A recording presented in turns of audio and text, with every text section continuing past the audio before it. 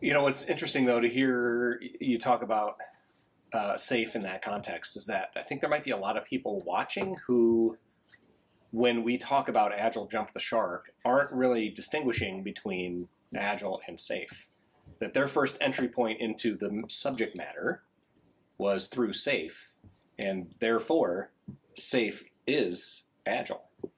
Large organizations love it because it looks and smells a lot like waterfall. They can immediately look at that and say, oh, here are the things that we used to do, and I can plug those in right here into SAFe, and yeah, okay, we're fine. Now we're doing the Agile. Just call it something different. Bingo. Yeah.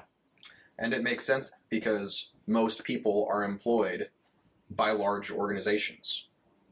Large organizations have more employees than small ones. So if you're a large organization looking to scale, usually, and that's usually how SAFe gets adopted, is one team takes on Scrum or something like it and is really successful with it. Mm-hmm. And then someone's like, great, how can I replicate that success all these other places?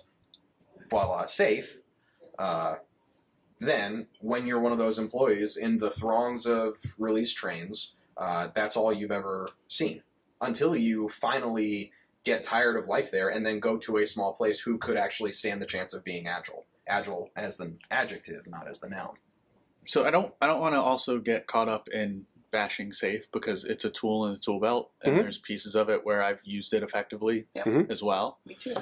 I think some of the challenges is that, and part of why we, I think, collectively have decided to call ourselves delivery strategists instead of coaches, is you need to have the experience to understand what tool to use in what situation. And just like any craftsman, you start to develop the ability to use the tools that aren't the right appropriate things for the situation, but you have something that's close enough that you can change to fit the situation. It's because you understand the context. As somebody who's actually, that's delivered something and that's built things, the craftsmanship, I can understand that I can use this other tool for this other thing, even if it wasn't meant for it, because I understand that context. And when we talk about the manifesto, it was built by practitioners.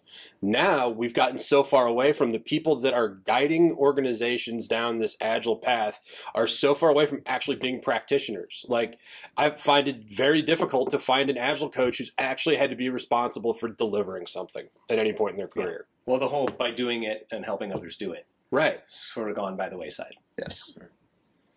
Well, to your point, I think SAFe is, as is any framework, it's an outsourcing of the management of work and the flow of value through your system. How you're going to do it, you're outsourcing it to the Scaled Agile framework and saying, I'm just going to do what you tell me to do. When we know, as people who come up with creative, unique solutions for each of our creative, unique clients, the best thing for any one client is unique to them. It might have common practices, like a daily stand-up is good for just about every team, but that doesn't mean that just by following SAFe or just by following Scrum, it's automatically going to be the best thing for your team. Here's why it makes sense to bring SAFe into the discussion. Because when we talk about being Agile, upper or lowercase, in this world, we're talking about an ideology. We're talking about a principled view of the work world, one that puts the ability to respond to change over the capability of following a plan, that puts people at the top of the value chain, blah, blah, blah.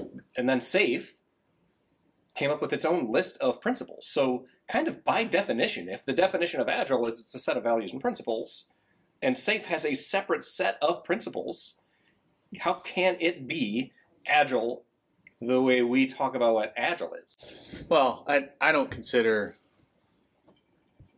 the values and principles in the manifesto to be like 10 Commandments carved in stone. That is all that there is. There's nothing more. Like right in it, we're discovering things. So it was written in 2001. Yeah. And 20 or so years before the pandemic that changed a lot of things in the way that we work with each other. And one of the things I point out when I'm teaching it, like in our boot camp, is it's like you said, it's written in the present tense.